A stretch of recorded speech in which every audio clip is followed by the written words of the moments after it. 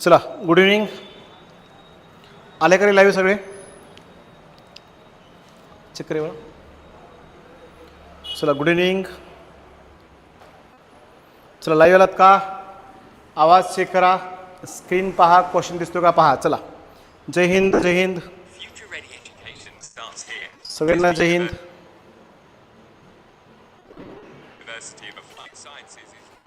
चलो ठीक आहे. बघा काल 2 दिवस मी नव्हतो, 2 दिवस आपलं लेक्चर ऑफ होतं. आमचे एक पाहुणे एक्सपायर झाल्यामुळे 2 दिवस मी सुट्टी घेतलं होतं.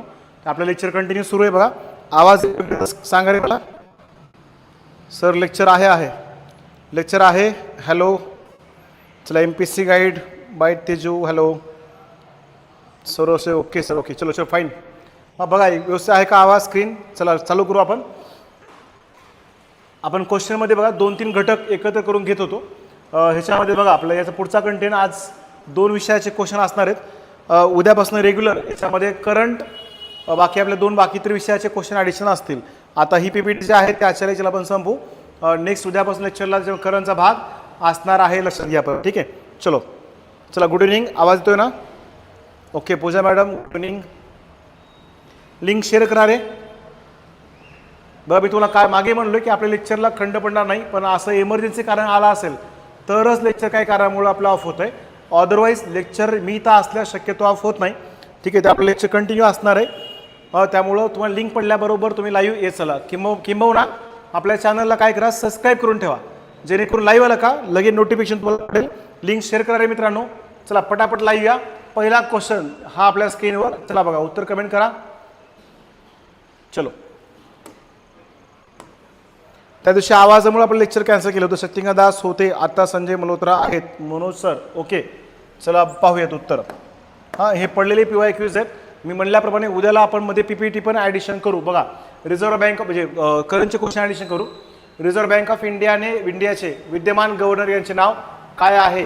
हा क्वेश्चन आतापर्यंत बऱ्याच ठिकाणी विचारलेला आहे बरं का. 25 पेक्षा अधिक वेळा पडलेला क्वेश्चन आहे रे, लक्षात घ्या.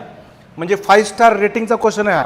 राईट. याचं उत्तर त्यावेळेला जे असेल ते असेल. आत्ता उत्तर काय झालंय, बदललेलं आहे, लक्षात घ्या. तेव्हा या प्रश्नाचं उत्तर काय होतं, शक्तिकांत दास हे होतं. ऑलमोस्ट सगळ्यांचं बरोबर आहे. बरोबर. आता काय असेल बघा, थोडंसं बँकेबद्दल बोलूया आपण. या बँकेला मध्यवर्ती बँक म्हणतात. याच्यावर सुद्धा एक PYQ आहे बरं का. मध्यवर्ती बँक म्हणून कोणती बँक ओळखली जाते असा पोलीस भरतीला पडलेला एक PYQ आहे रे, लक्षात ठेवा. राईट. मग आता हे बघा शक्तिकांत दास हे कितवे येतं, 25वे गव्हर्नर होते, लक्षात ठेवा. शक्तिकांत दास 25वे गव्हर्नर होते. रघुराम राजन हे RBIचे 23वे गव्हर्नर होते. राईट. दिनेश कुमार खारा हे RBIचे गव्हर्नर नव्हते, हे पण RBIचे गव्हर्नर नव्हते. राईट. 24वे कोण होते, तर 24वे गव्हर्नर सांगा रे. चला RBIचे 24वे गव्हर्नर पटकन कमेंट करून सांगा. सध्या संजय मल्होत्रा आहेत, हे बरोबर आहे. संजय मल्होत्रा हे कितवे येतं, 26वे गव्हर्नर आहेत. संजय मल्होत्रा हे RBIचे सध्याचे 26वे गव्हर्नर आहेत, लक्षात ठेवा. राईट. सध्या ते पदावर आहेत. ओके संजय मल्होत्रा. मग आता मला एवढं सांगा 24वे गव्हर्नर कोण होते, कारण तुम्हाला 23वे 24वे 25वे किंवा 26वे गव्हर्नर किंवा जोडायला हवा असा प्रश्न येऊ शकतो रे. त्यामुळे लक्षात ठेवा कोण येतं. मग सर करेक्ट आहेत, उर्जित पटेल होते, लक्षात ठेवा रे. उर्जित पटेल हे RBIचे कितवे, 24वे गव्हर्नर होते. आता थोडीशी RBI बद्दल माहिती पाहूया आपण. बघा RBIला काय म्हणतात, मध्यवर्ती बँक म्हणतात. RBIला बँकांची बँक म्हणतात बरं का. बँकांची बँक बरोबर. त्याच्यानंतर नेक्स्ट RBIला काय म्हणतात, शासनाची बँक म्हणतात. शासनाची बँक, बँकांची बँक. आणखी काय म्हणतात, शेवटचा त्राता असंही RBIला म्हटलं जातं. शेवटचा त्राता. बँकिंग व्यवसायाची नियंत्रक म्हणतो आपण त्याला, नियंत्रक हा शब्द पडला बरं का परीक्षेला. बँक व्यवसायाचं नियंत्रण करणारी संस्था कोणती आहे, तर RBI आहे, लक्षात ठेवा. बरोबर आहे. बँकेचा नियंत्रक, नियामक, त्यानंतर मध्यवर्ती बँक, बँकाची बँक, शासनाची बँक, शेवटचा त्राता किंवा त्यालाच अंतिम ऋणदाता असे म्हणतात. हे सगळे RBIला वापरलेले टोपण नाव आहे. जसं आपल्याकडे असतं बघा, बब्या, सोन्या, मिन्या, पिल्लू मिल्लू अशी टोपण नावं असते. बरोबर आहे. तसं RBIला टोपण नाव काय येतं, मध्यवर्ती बँक, बँकांची बँक, शासनाची बँक, बँकांचा नियंत्रक इत्यादी नावानं आरबीआयला ओळखलं जातं. चलो ठीक आहे. आरबीआय स्थापन केली जावी अशी पहिल्यांदा शिफारस कोणी केली होती रे? लक्षात ठेवा, सुरुवातीला 1926 मध्ये कोणता आयोग? यंग हिल्टन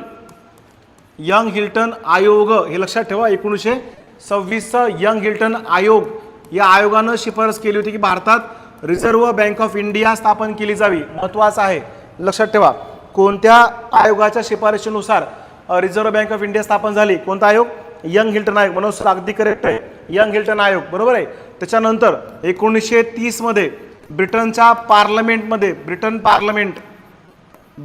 पार्लमेंटमध्ये आरबीआयचा ठराव संमत झाला बरं का, हे लक्षात ठेवा. त्याच्यानंतर नेक्स्ट कधी? सप्टेंबर 1933ला, सप्टेंबर 1933 आरबीआयचं विधेयक, सप्टेंबर 1933 आरबीआयचं काय मांडलं? कायदा कधीचा? मग कायदा लक्षात घ्या, 6 मार्च 1926 या दिवशी आरबीआयच्या विधेयकाचं आरबीआयच्या कायद्यात रूपांतर झालंय. आरबीआयचा कायदा कधीचा असं विचार, लक्षात ठेवा तारीख 6 मार्च 1934, बरोबर. त्याच्यानंतर 1 एप्रिल 1935 मध्ये प्रत्यक्षात आरबीआयची काय झाली? स्थापना झाली आहे. 1 एप्रिल 1935 स्थापना, बरोबर. चला तोपर्यंत कुणी आरबीआयचे सध्या डेप्युटी गव्हर्नर कोण कोण आहेत आणि त्यामध्ये महिला डेप्युटी गव्हर्नर आहेत, यांची नावं तोपर्यंत कमेंट करा. आरबीआयला 4 डेप्युटी गव्हर्नर असतात. Archana Shinde madam, voice clear नाही. माझ्याच लेक्चरला काय होलं रे? कुणी काय वळून टाकलं का रे? हा लिंबू काय वळून टाकलं का? बघा बरं, चेक करा. मी लेक्चरला आलो दररोज प्रॉब्लेम आहे, व्हॉइस क्लिअर नाही. कोण लिंबू वाळून सांगा, येतच नाहीये. भैया माइक चेंज करे.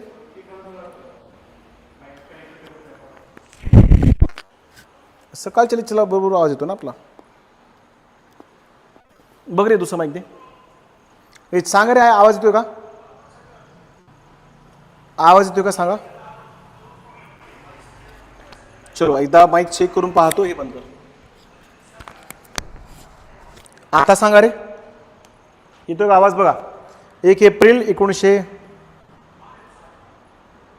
हा मायकेल पत्रा डेप्युटी गव्हर्नर आहेत. चलो आवाज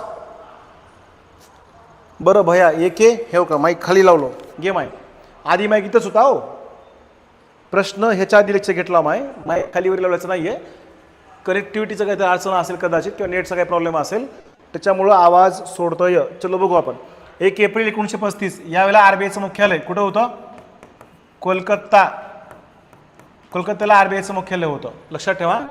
त्याच्यानंतर 1937 मध्ये 1937 आरबीआयचं मुख्यालय बदललं बरं का. कुठे सध्या? दलाल स्ट्रीट, मुंबई या ठिकाणी आरबीआयचं मुख्यालय आहे. सुरुवातीला आरबीआयचं मुख्यालय क्लिअर आहे, ओके. सुरुवातीला आरबीआयचं मुख्यालय कोलकात्याला होतं, आता मुंबई या ठिकाणी आरबीआयचं मुख्यालय आहे. ही तारीख अत्यंत महत्त्वाची, लक्षात ठेवा. 35वा प्रश्न पडला. त्याच्यानंतर आरबीआय बघा, आरबीआयच्या राष्ट्रीयकरणाचा निर्णय किंवा राष्ट्रीयकरणाची घोषणा म्हणून आपण त्याला, कधीची आहे रे? 1948ला आरबीआयच्या राष्ट्रीयकरणाची घोषणा केली होती बरं का, 1948. आवाज येतो का रे आता सांगा? येतोय, ओके. चला बघा, 1948ला आरबीआयच्या राष्ट्रीयकरणाची घोषणा आहे. मग आरबीआयचं प्रत्यक्षात राष्ट्रीयकरण केव्हा झालं असा प्रश्न परीक्षेला येऊ शकतो, मागे आलेला आहे, लक्षात ठेवा. 1 जानेवारी 1949ला काय झालंय? आरबीआयचं प्रत्यक्ष राष्ट्रीयकरण केलेलं आहे. आरबीआयचं राष्ट्रीयकरण वर्ष कधी? 1 जानेवारी 1949. महत्वाचं आहे, लक्षात ठेवा. हा पूनम गुप्ता या सध्या आरबीआयच्या डेप्युटी गव्हर्नरपदी पूनम गुप्ता यांची निवड झालेली आहे, लक्षात ठेवा. ते लिहून ठेवा, पूनम गुप्ता, बरोबर आहे. पण आरबीआयचं राष्ट्रीयकरण कधीच आहे? 1949.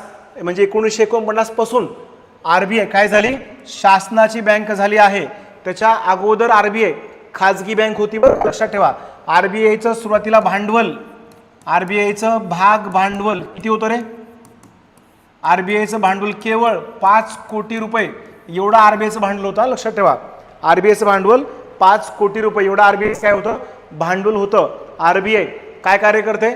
शासनाची बँक म्हणून काम करते, बँकांची बँक म्हणून काम करते, मौद्रिक धोरण जाहीर करते. अशी बरीच कार्य आपल्याला आरबीआय बद्दल सांगता येतील. मला वाटतं एवढं या प्रश्नाविषयी मोर दॅन सफिशियंट आहे. आता आणखी एक महत्त्वाचं लक्षात ठेवा, आरबीआयचे पहिले गव्हर्नर कोण होते असं विचारल्यास, पहिले गव्हर्नर कोण होते रे? सर ऑसबॉर्न आर्कल स्मिथ हे आरबीआयचे पहिले गव्हर्नर होते बरं का. ऑसबॉर्न आर्कल स्मिथ आरबीआयचे पहिले गव्हर्नर होते, लक्षात ठेवा. आणि जर तुम्हाला असा प्रश्न विचारला की आरबीआयचे पहिले भारतीय गव्हर्नर कोण होते, तर लक्षात घ्या आरबीआयचे तिसरे आणि पहिले भारतीय गव्हर्नर आणि आरबीआयचे कितवे? तिसरे गव्हर्नर कोण होते? सी डी देशमुख हे आरबीआयचे तिसरे गव्हर्नर होते आणि पहिले भारतीय गव्हर्नर होते, लक्षात ठेवा. राईट. जर तुम्हाला प्रश्न असा आला, गुगली आला की आरबीआयचे पहिले गव्हर्नर कोण होते, बरेच मुलं सी डी देशमुख लिहितात, उत्तर चुकेल तुमचं. जर आरबीआयचे पहिले गव्हर्नर असं विचारलं असेल तर ऑसबॉर्न आर्कल स्मिथ लिहा, आणि पहिले भारतीय विचारलं तरच सी डी देशमुख लिहा. राईट. सर्वात जास्त वेळ गव्हर्नर कोण होते रे? आरबीआयचे सर्वात जास्त वेळ गव्हर्नर कोण होते? लक्षात ठेवा. आरबीआय सर्वाधिक गव्हर्नर बेनेगल रामाराव हे आरबीआयचे सर्वाधिक वेळ गव्हर्नर होते, जवळपास तब्बल 9 वर्ष आरबीआयचे गव्हर्नर होते Benegal Ramarao. Right. C D Deshmukh, Benegal Ramarao. त्याच्यानंतर पुन्हा आरबीआयचे सर्वात कमी वेळ गव्हर्नर कोण होते रे? आरबीआयचे सर्वात कमी वेळ गव्हर्नर लक्षात ठेवा ए घोष हे काय होते? आरबीआयचे सर्वात कमी वेळ गव्हर्नर होते. कोण? ए घोष म्हणजे अमिताभ घोष हे आरबीआयचे सर्वात कमी वेळ गव्हर्नर होते, बरोबर. आता सध्या कोण येतं? संजय मल्होत्रा हे आरबीआयचे 26वे गव्हर्नर आहेत. त्याच्या अगोदर शक्तिकांत दास हे 25वे गव्हर्नर होते. आणखी एक अपडेट, शक्तिकांत दास यांची निवड आता सध्या कशावर करण्यात आलेली आहे तेवढे कमेंट करून सांगा. शक्तिकांत दास यांची निवड सध्या कुठे केलेली आहे? रघुराम राजन आरबीआयचे कधीचे 23वे गव्हर्नर होते. उर्जित पटेल 24वे होते. मनमोहन सिंग आरबीआयचे 15वे गव्हर्नर होते, लक्षात ठेवा. मनमोहन सिंग 1982 ला आरबीआयचे गव्हर्नर म्हणून मनमोहन सिंग यांनी काम केलंय, बरोबर आहे. मग हे आरबीआयचे कोण कोण गव्हर्नर होते परीक्षेला विचारलं जाईल. बेनेगल रामाराव हे सर्वात जास्त वेळ गव्हर्नर होते. आपल्या राज्यघटनेमध्ये संविधान सभेचे कायदेविषयक सल्लागार सर BN राव यांचे सख्खे बंधू म्हणजे बेनेगल रामाराव हे आरबीआयचे सर्वाधिक वेळ गव्हर्नर होते. मला वाटतं एवढी माहिती मोर दॅन सफिशियंट आहे.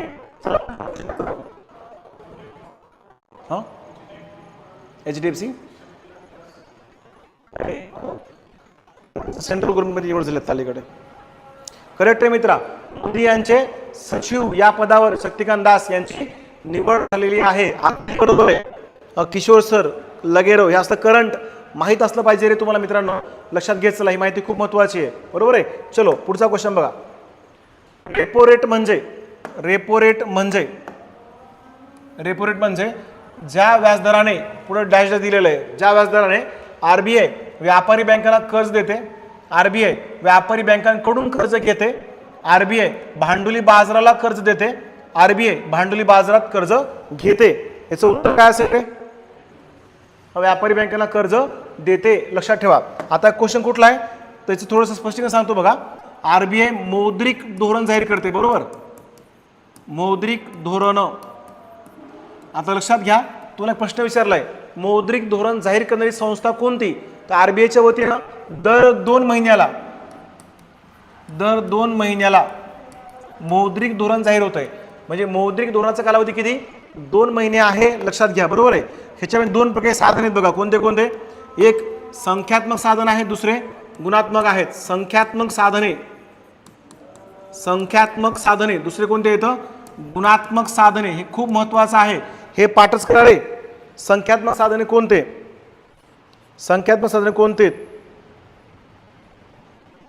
Sir sound problem again, check करो. रेपो रेट हा 25% रेपो रेट कमी केला बरं का आता अलीकडे. संख्यात्मक साधनं बघा कोणते कोणते, नंबर 1. आणि गुणात्मक साधनं संख्यामध्ये 2 आहेत. प्रत्यक्ष साधने, प्रत्यक्ष आणि अप्रत्यक्ष साधने. प्रत्यक्ष मध्ये 2 आहेत तरी लक्षात घ्या. कोणतं प्रत्यक्ष मध्ये कुठले साधने आहेत बघा. एक CRR, दुसरा आहे SLR. CRR आणि SLR हे 2 काय येतं प्रत्यक्ष साधने आहेत. CRR SLR बघा आता येतो का, चेक करा रे आवाज. CRR SLR प्रत्यक्ष. रेपो रेट बघा इकडं अप्रत्यक्ष मध्ये काय येतं. नंबर 1 बँक रेट, हे लिहून ठेवा रे सगळेजण आपल्या PYQ वहीमध्ये लिहून ठेवा. Bank rate. त्याच्यानंतर नेक्स्ट कोणता, रेपो रेट.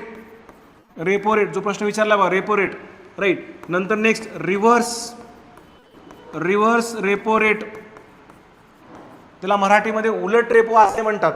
त्याच्यानंतर नेक्स्ट बेस रेट म्हणजे मूळ दर आहे बरं का, बेस रेट. त्याच्यानंतर MSF काय म्हणतात, सीमांत पर्यायता सुविधा. आणि OMO ओपन मार्केट ऑपरेशन, हे कोणते येतं साधनं अप्रत्यक्ष साधनं आहेत. गुणात्मक साधनं बघा लिहून ठेवा. नंबर 1 गाळा दर. त्याच्यानंतर नेक्स्ट नैतिक समजावणी. नेक्स्ट उपभोग कर्जाचे नियंत्रण. हे सगळी गुणात्मक आहेत बरं का. त्यानंतर नेक्स्ट तारणाची यादी लक्षात ठेवा. त्यानंतर कर्जाचे रेशनिंग ही सगळी कोणती येतं, ही साधनं संख्यात्मक आहेत. आता लक्षात घ्या, हा ते शॉर्टकट आहे. BRRR RRR याचा अर्थ बघा, कॅश रिझर्व्ह रेशोचा अर्थ सांगतो रे, लिहून घ्या बघा. CRR म्हणजे काय, कॅश रिझर्व्ह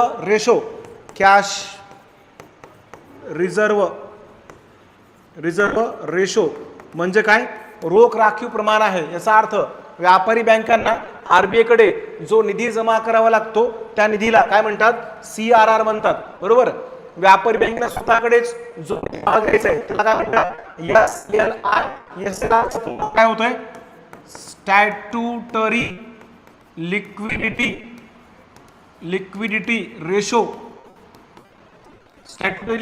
रेशो म्हणजे वैधानिक तरलता प्रमाण आहे. व्यापारी बँकांना स्वतःकडेच काही निधी बाळगावा लागतो, तो निधी त्या बँका वापरू शकतात नाही. आता याची व्याख्या बघा. SLR बँक रेट, व्यापारी बँकेनं RBI न व्यापारी बँकेला दिलेलं कर्ज दीर्घकाळाचं कर्ज असेल त्याला काय म्हणतात, रेपो रेट. RBI न व्यापारी बँकेला दिलेलं अल्पकाळाचं कर्ज म्हणजे रेपो रेट आहे. मग आता बँक रेट रेपो रेट दोन्ही सारखं असतंय. फरक काय, हा बँक दर दीर्घकाळाचा व्याजदर असतो आणि रेपो दर हा अल्पकाळाचा व्याजदर असतो. रेपो दराचा कालावधी 1 ते 56 दिवस एवढ्या कालावधीसाठी कर्ज घेतलं जात आहे. 1 ते 56 दिवसासाठी घेतलेलं कर्ज म्हणजे कोणता दर आहे, रेपो रेट आहे. इथं काय दिले बघा, RBI व्यापारी बँकांना कर्ज देते, हे विधान सत्य असेल. RBI व्यापारी बँकेला कर्ज देते त्या दरास काय म्हणतात, रेपो रेट म्हणतात. RBI व्यापारी बँकास कर्ज पुरवठा करते. बरोबर आहे. याचं उत्तर पर्याय क्रमांक 1 आहे. समाधान सर, क्या हुआ है, आवाज नहीं आ रही है, येतो का, कनेक्ट होत नाहीये. आता खाली लावलं की रे, अवघड. संध्याकाळच्या लेक्चरला का प्रॉब्लेम येतो असा, चेक करा, सांग बरं त्यांना, कॉल कर. 1 मिनिट पाहतोय. चला बघा पुढचा क्वेश्चन. ह्याचं उत्तर सांगा रे. 1955 मध्ये इम्पिरियल बँकेचे राष्ट्रीयकरण करून तिचे रूपांतर डॅश डॅश मध्ये करण्यात आले. रत्नागिरी पोलीस 2000. आवाज खरखर करत होता, आता येतोय का,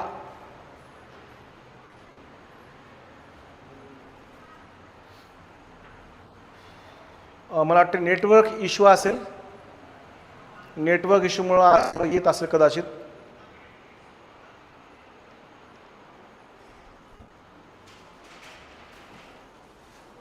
SBI. चलो ठीक आहे, उत्तर बघू तोपर्यंत. 1955 मध्ये इम्पिरियल बँकेचे राष्ट्रीयकरण करून काय स्थापन केलं, डॅश मध्ये रूपांतर करण्यात आलं आहे. State bank of India, reserve bank, bank of India, Indian bank. याचं उत्तर गोरवाला समिती. बरोबर आहे मित्रा, समाधान सर, अगदी बरोबर आहे. 1900 बघ केव्हा केलं, थोडं इतिहास सांगतो. इम्पिरियल बँकेचं रूपांतर त्याच्या अगोदर आपल्याकडे इलाका बँका होत्या बघा, तुला माहिती असतील. तर सुरुवातीला इलाका बँका होत्या. इलाका बँका कधीच्या येतात तर लक्षात घ्या, भारतामध्ये पहिली इलाका बँक स्थापन झाली होती कधी, 1809ला. कोणती बँक होती, bank of Kolkata. Bank of Kolkata पहिली इलाका बँक. नंतर 1840 कोणती होती रे, बँक ऑफ बेंगॉल 1840. त्याच्यानंतर 1843 बँक ऑफ बॉम्बे. इलाका बँक. हे इलाका बँका ह्यालाच कोणत्या बँका म्हणतात, इलाका बँकेला प्रेसिडेन्सी बँका म्हणतात. प्रेसिडेन्सी म्हणजे ज्या ठिकाणी ब्रिटिशांचे प्रेसिडेन्सी होते किंवा इलाका होते, त्या ब्रिटिशांच्या इलाख्याच्या ठिकाणी इलाका बँका स्थापन झाल्या होत्या बरं का सुरुवातीला. मग त्यातली पहिली इलाका बँक कोणती, कोलकाता. दुसरी बेंगॉल. तिसरी बॉम्बे. 40 बरं काय, हे 40 आणि हे आहे 43. बघा 43ला बँक ऑफ मद्रास ही बँक स्थापन केली होती, बँक ऑफ मद्रास. या बँकेला मिळून काय म्हणायचे, इलाका बँका किंवा त्यालाच प्रेसिडेन्सी बँका म्हणायची. लक्षात ठेवा, प्रेसिडेन्सी बँका असं नाव होता. नंतर पुढं काय झालं, 1921ला या बँकेचं रूपांतर, या तिन्ही बँकेचं रूपांतर काही कोलकाता बँक बेंगॉल बँकेमध्ये केली होती. Bank of Bengal, Bombay, Madras या 3 बँकेला काय म्हणायचे, प्रेसिडेन्सी बँका म्हणायचे. या बँकेचं रूपांतर 1921ला कुठल्या बँकेत झालं, इम्पिरियल बँकेत रूपांतर झालं होतं. कधी, 1921 बाय दिलेलं बा इम्पिरियल बँक. मग पुढं काय झालं, 1954. हा समाधान सर करेक्ट आहे. पंजाब नॅशनल बँक ही भारतीय लोकांची भारतातली पहिली काय आहे, प्रेसिडेन्सी बँक आहे. लय अडकलेमध्ये नाही सर, लय अडकलेमध्ये आत्ताचं नाही, आधीच चेक करा. पूर्ण खरखर वाचवलं, चेंज केलं मी. नेटवर्क चेक करा स्पीड वगैरे. 1921 इम्पिरियल बँक होती बरोबर. या इम्पिरियल बँकेचं पुढं काय झालं बघा, 1954ला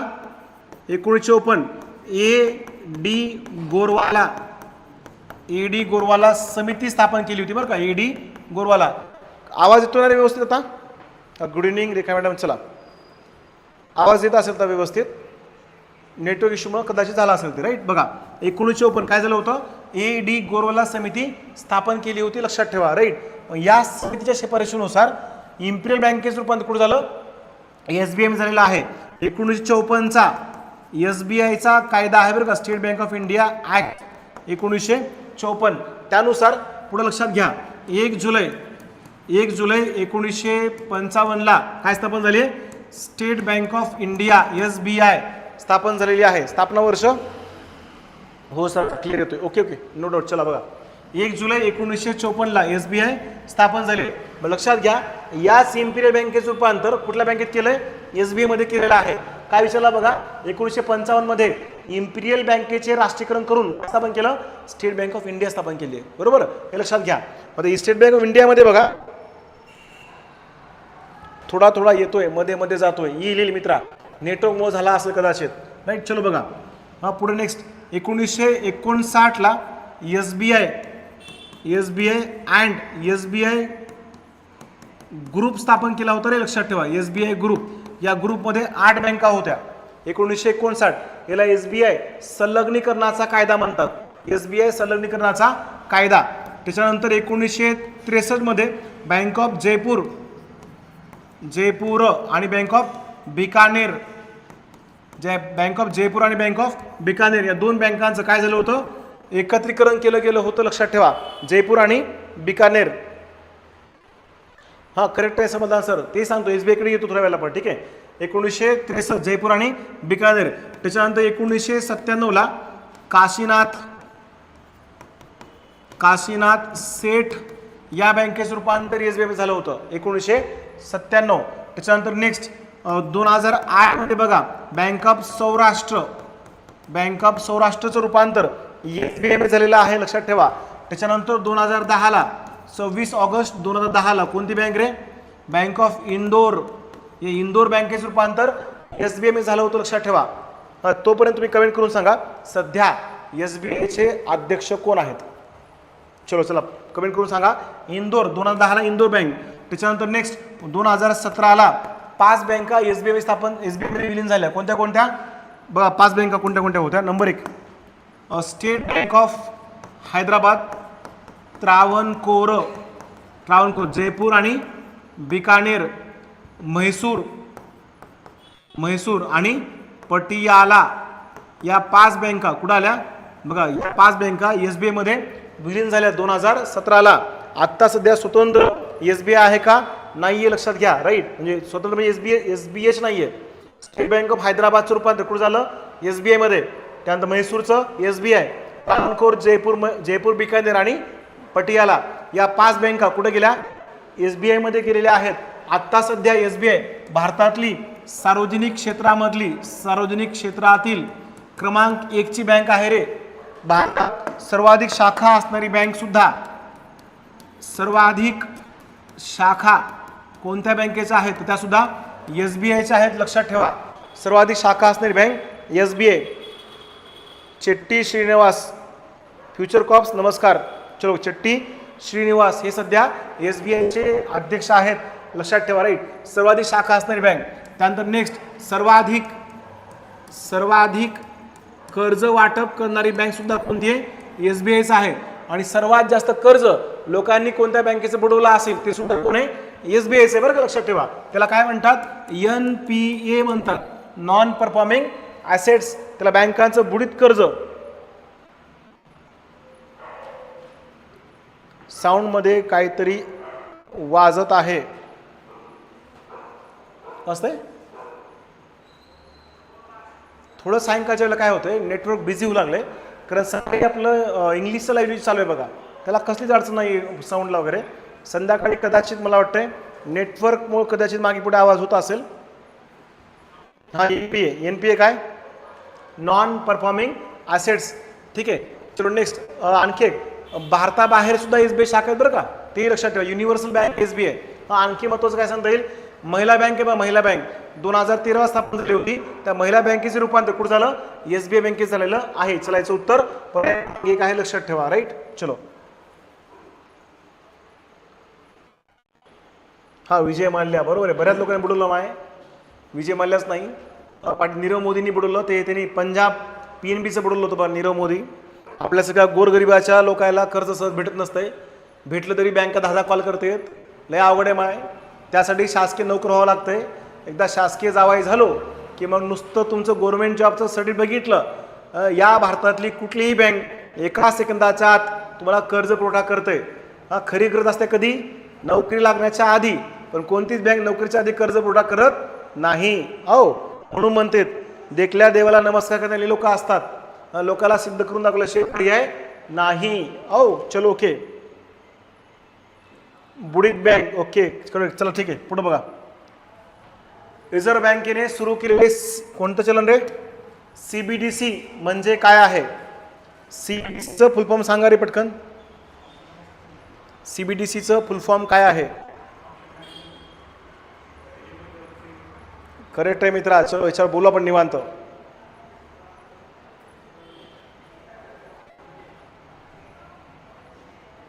रिझल्टचा निकाल कधी आहे, कुठला रिझल्ट रे भावा. चला बघायचं उत्तर सांगा रे. CBDC हे एक आभास डिजिटल चलन आहे बरं का. ऑप्शन आहे central board direct control CBDC, central bank digital. Option मध्ये चूक झाली असेल बघा कदाचित, याचं उत्तर ते नाहीये. जर दिला असेल पुस्तकामध्ये चुकीचे बघा ते. आमच्याकडे टाईप करताना हे PYQ बघा पडलेला क्वेश्चन आहे. ते 44 मध्ये जर क्वेश्चन असा दिला असेल तर तो चुकीचा आहे. याचं उत्तर काय? उत्तर मला सांगतो. याचं फुल फॉर्म लिहून घ्यायचं सगळ्यांनी. सेंट्रल काय पुढं बोर्ड आहे बघा. सेंट्रल बोर्ड ऑफ बोर्ड नाही sorry central bank digital currency. Central bank digital currency हे CBDCचं फुल फॉर्म आहे. लक्षात ठेवा. पाठच करा. सेंट्रल बँक डिजिटल करन्सी हे RBIनं नोव्हेंबर 2022 मध्ये सुरू केलेलं काय आहे? डिजिटल करन्सी आहे. बरोबर आहे. सुरुवातीला पहिल्यांदा अमेरिकेमध्ये डिजिटल करन्सी सुरू केली गेली होती, नंतर चायना आणि आता भारत. डिजिटल करन्सी लक्षात घ्या. आता अलीकडे डिजिटल करन्सी भारतामध्ये वापरली जाईल. यासाठी तंत्रज्ञान कोणते ते लिहा रे. तंत्रज्ञान कोणतं आहे? तर यासाठी ब्लॉकचेन हे तंत्रज्ञान वापरलं जाईल. ब्लॉकचेन म्हणजे काय? हे चलन कोण सुरू करत आहे? RBIनं सुरू केलेलं चलन आहे. यासाठी सध्या 11 बँकांची निवड झालेली आहे. बरोबर. म्हणजे RBIचा पैसा. आणखी लक्षात ठेवा, हे चलन जे आहे ते कोणतं आहे? संगणकीय चलन आहे. ह्याला RBIची मान्यता आहे. म्हणजे जगातलं पहिलं RBIनं हे काढलेलं डिजिटल स्कॉलरशिपच्या कॉलचं स्कॉलरशिपची लागले 10 पोरांना कॉल जात आहेत. लवकरच कॉल येईल स्कॉलरशिपचा. परत जास्तच घाई असेल तर ऑफलाईन अकॅडमीमध्ये येऊन मॅडमची चौकशी करा. मॅडम सांगतील. स्कॉलरशिपचे पेपर चेक झाले आहेत ओमकार सर. तुम्हाला लवकरच कॉल येईल अकॅडमीचा परत. ठीक आहे. चलो बघा. संगणकीय चलन आहे. लक्षात ठेवा. ह्याला डिजिटल चलन म्हणतात. नोव्हेंबर 2022 ला सुरू केलंय. यासाठी 11 बँकांची काय झाली? निवड झालेली आहे. त्यासाठी काय वापरलं जाईल? ब्लॉकचेन तंत्रज्ञान वापरलं जाईल. जगातला पहिला देश कोणता आहे? अमेरिका आहे. जगात सर्वप्रथम USA अमेरिकेनं डिजिटल चलन चालू केलं होतं. त्यानंतर चायना आहे. चायनामध्ये पण असं चलन सुरू केलंय. याच टाईपचं जगामध्ये सुरुवातीला कोणते चलन होते? तर बिटकॉइन होतं. बिटकॉइन तुम्ही बिटकॉइन ऐकला असेल. बिटकॉइन हे बिटकॉइनला काय म्हणतात? आभासी चलन म्हणतात. बिटकॉइन सारखंच असं संगणकीय चलन काय तर केलंय? CBDC. म्हणजे प्रत्यक्षामध्ये आपल्या नोटेसारखं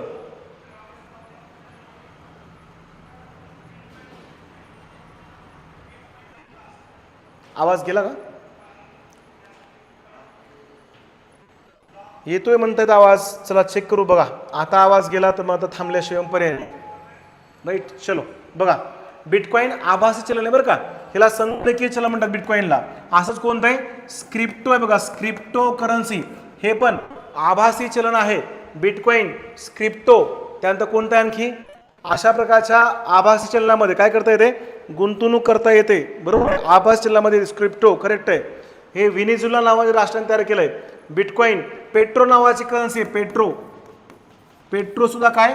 बिटकॉइन गुंतवणुकीचं आभासी चलन आहे. लक्षात ठेवा.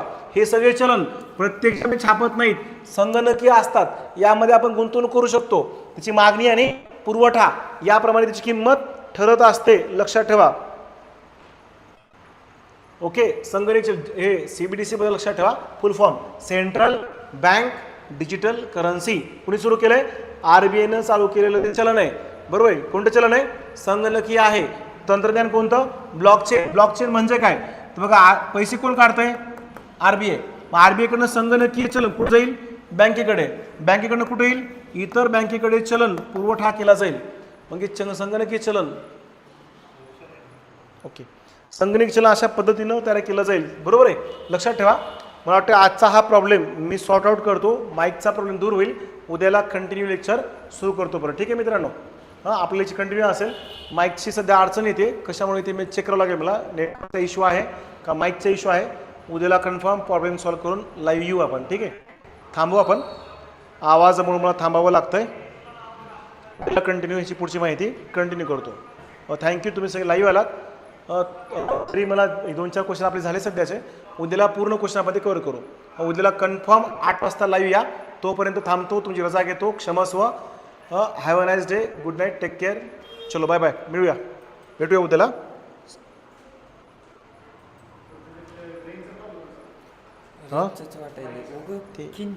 बंद कर.